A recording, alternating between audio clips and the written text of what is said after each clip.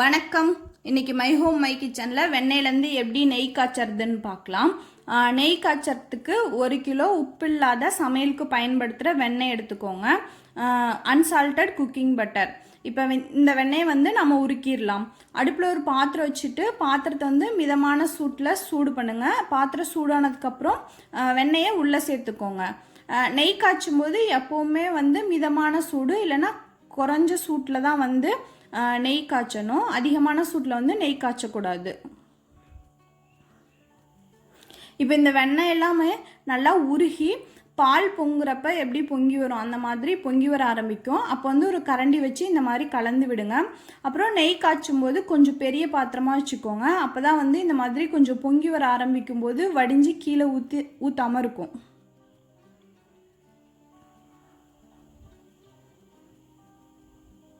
இந்த மாதிரி அப்பப்போ கலந்து விடுங்க.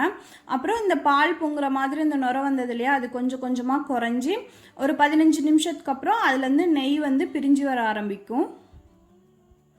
இப்போ 15 நிமிஷம் ஆயிடுச்சு. இப்போ பார்த்தீங்கன்னா தெரியும், இந்த மாதிரி கொஞ்சம் கொஞ்சமாக நெய் பிரிஞ்சு வர ஆரம்பிக்கும்.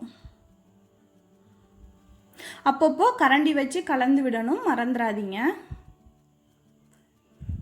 இப்போ 20 நிமிஷம் ஆயிடுச்சு. இப்போ கொஞ்சம் பாதி அளவுக்கு நெய் பிரிஞ்சு வந்துருச்சு. இப்போ பார்த்தீங்கன்னா நல்லாவே கொஞ்சம் நெய் நல்லா பிரிஞ்சு வந்துருச்சு. இப்போ இந்த மேலே கொஞ்சம் இருக்கு இல்லையா, அதுலேருந்தும் நெய் நல்லா பிரிஞ்சு அந்த கசடெல்லாம் இந்த மாதிரி அடியில் தங்கணும். இந்த மாதிரி கசடை அடியில் போனதுக்கப்புறம் அடுப்போட ஹீட்டை ரொம்ப கம்மி பண்ணிக்கோங்க. கம்மி பண்ணிவிட்டு இப்போ இதில் முருங்கைக்கீரை இல்லைன்னா கருவேப்பிலையெல்லாம் சேர்த்துக்கோங்க. நான் இன்றைக்கி முருங்கைக்கீரை தான் சேர்க்க போகிறேன். முருங்கைக்கீரை நெய்யில் சேர்த்தோன்னா அதோட நெய்யோட வாசமே ரொம்ப நல்லாயிருக்கும். அதனால் நான் முருங்கைக்கீரை தான் எப்போவுமே போட்டுக்குவேன்.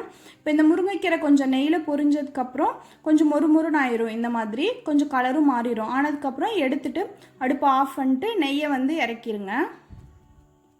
இப்போ இந்த முருங்கைக்கீரையிலேருந்து நெய் கொஞ்சம் வடியும். நெய் கொஞ்சம் நல்லா வடிஞ்சதுக்கப்புறம் எடுத்துடலாம். இந்த முருங்கைக்கீரையை தூக்கி போட வேண்டாம், நம்ம சாப்பிட்லாம், ரொம்ப நல்லாயிருக்கும். இப்போ நெய் நல்லா ஆறுனதுக்கப்புறம் வேறு பாத்திரத்துக்கு மாற்றிடலாம். இந்த மாதிரி ஒரு ஸ்டெயின்லெஸ் ஸ்டீல் வடிகட்டி வச்சு வடிகட்டிக்கோங்க.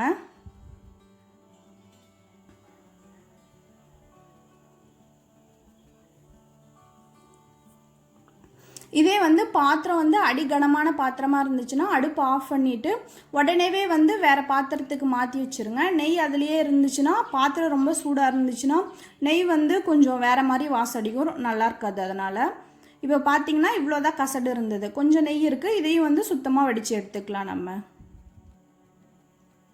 அப்புறம் ஒரு 10-12 மணி நேரத்துக்கு அப்புறம் பார்த்தீங்கன்னா நெய் இந்த மாதிரி நல்லா மணல் மணலாக இருக்கும்.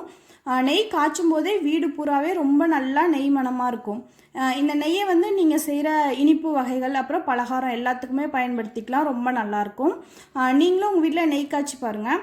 அப்புறம் உங்களுக்கு இந்த வீடியோ பிடிச்சிருந்ததுன்னா மை ஹோம் மை கிச்சனுக்கு சப்ஸ்கிரைப் பண்ணுங்கள்.